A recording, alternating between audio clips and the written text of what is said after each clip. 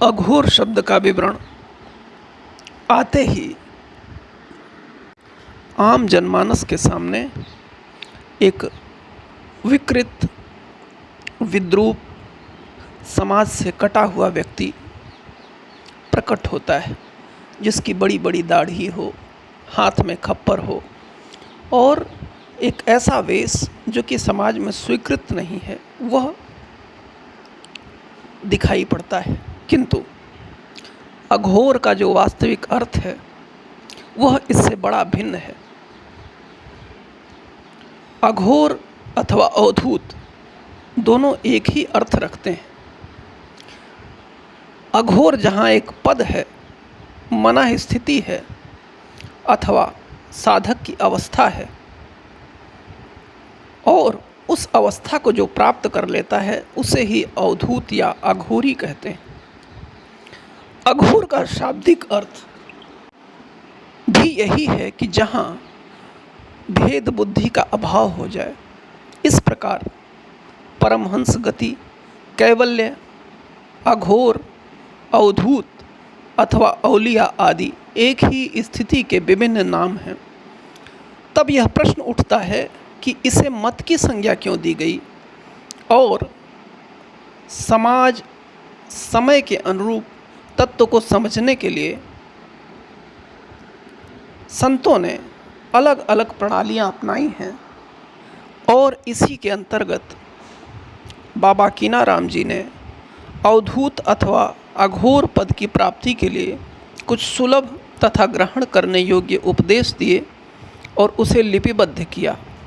उन्हीं तरीकों या प्रणालियों का नाम उन्होंने अवधूत मत दिया। विशेष रूप से इसका कथन इस प्रकार है कि जिन तौर तरीकों को अपनाने या जिन साधनों को करने से अभेद बुद्धि उत्पन्न हो, पूर्ण ज्ञान उपलब्ध हो, इसी का नाम अवधूत अथवा अघोर मत है।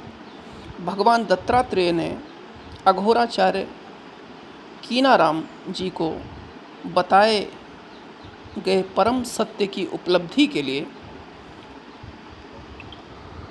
पिंड और ब्रह्मांड की एकता की बात कही जाती है। दूसरे शब्दों में भगवान दत्तात्रेय ने कीनाराम जी को समझाया कि आत्मरत होने से शुद्ध ज्ञान की उपलब्धि होती है और तत्पश्चात संसार के समस्त पदार्थों में समत्व बुद्धि उत्पन्न हो जाती है, जिससे अभेद का अनुभव होने से साधक दिव्य अघोर पद की प्राप्ति करता है। भगवान दत्तात्रेय जी ने इस प्राप्ति को ज्ञान का अमर बीज कहा है, अर्थात इस पद को प्राप्त होने के बाद किसी का विनाश नहीं होता और साधक से पुनः क्लेशों की, जो कि अज्ञान अथवा अविद्या से उत्पन्न होते हैं, पुनः प्राप्ति नहीं होती। जो घोर ना हो, कठिन ना हो, कड़वा ना हो, उसे अघोर कहते हैं। अघोर सुगम पथ है। इसका अनुगमन स्वभाव की मंथर गति से होता है। पापों का पक्ष, तपों की गति जहाँ ना हो, वही अघोर है। जहाँ हम घर बाहर सुगम उपायों को ढूंढते हैं, वह क्या है? वह अघोर है। यह पावन पथ है, इसमें जीवन का रस निहित है। ये मर्मीली बातें हैं, समझने पर ही समझ में आती हैं। यह आनंद संग्रह का सब रस है, इसे निसंकोच पाया जा सकता है। भटकते हुए मानव ने कृत संकल्प को यह शिव द्वारा बार बार कहा गया है। यह गूंगों का रस है, इसे पाने के लिए भेद दृष्टि छोड़ना होता है। यह ना पृथक है ना अपना है। जगत मिथ्या या सपना नहीं होता। ब्रह्म सत्य है तो ब्रह्म की सृष्टि भी सत्य है। जिन बीजों से पौधे उगते हैं, यदि वह सत्य है तो पौधे उससे अलग नहीं, अतः वह सत्य है। अपने को तृप्त करने के लिए जब सुमन सा प्रसन्न मन का गौरव में पर्णों से हार गुथोगे, तो यह हार हृदय का स्वागत करेगा। अपरिपक्व ज्ञान का त्याग करके जो पूर्ण है, उसके पथ पर साधकों को चलना है। अनंत आनंद प्राप्त करने के लिए मन विचार के क्रंदन को अनसुनी करना होगा। तब शांत हृदय होकर साधक तापों को काट कर सुख समृद्धि के घेरे में विश्राम पाता है। जन समूह के गौरव को उन्नतशील बनाना साधना का लक्ष्य है। साधु पथ इससे भिन्न कुछ नहीं, परंतु समझने पर ही यह दिखता है और सभी गुण दिखलाने लगते हैं। यह अविचल सत्य है।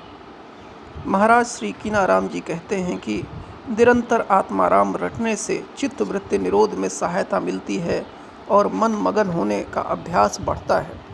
आत्माराम और सत्संग ही भक्ति मार्ग के सब साधनों में श्रेष्ठ हैं। आप अपने भक्तों से कहते हैं कि तुम आत्माराम की खेती करो, जिसमें कौड़ी लगे न दाम, केवल लाभ ही लाभ है। इसके लिए अपने शरीर को बैल, सुरति को हलवाहा, गुरु ज्ञान को अरई बनाकर इस प्रकार सुसज्जित होकर सब ऊंची खाली जमीनों को जोत डालो। यही अच्छे किसान की रीति है। समग्र अघोर मत के संतों ने प्रेम की महिमा गाते हुए प्रेम की गैल को सबसे न्यारा बताया है। इसमें वही जा पाता है जो नाम का धनी है, अर्थात अजपा जाप या मानस जाप करने वाला है, जिसने काम क्रोध आदि विकारों को मन से निकाल फेंका हो, जिसे न जीवन का मोह हो और न ही मरने का भय, जिसने शास्त्रीय ज्ञान की निरर्थकता समझकर अपने आचार, कर्तव्य और सत्संग को उससे अधिक आवश्यक मान लिया हो, और जिसे प्रेम की अटपटी राह पर सद्गुरु के निर्देशानुसार चलने की अनुभूति प्राप्त हो गई हो, अंधकार तथा प्रकाश के बीच की रेखा दिखाई पड़ गई हो। इस प्रकार के प्रेम के लिए दृढ़ संकल्प की आवश्यकता है, क्योंकि सांसारिक चमत्कृतियाँ उसे प्रलुब्ध करने के लिए उसके चारों ओर मंडराती हैं। किंतु समस्त व्यूह को जब यह ज्ञान विवेक की मदों से पूर्ण कर देता है, तब उसकी साधना सफल हो जाती है।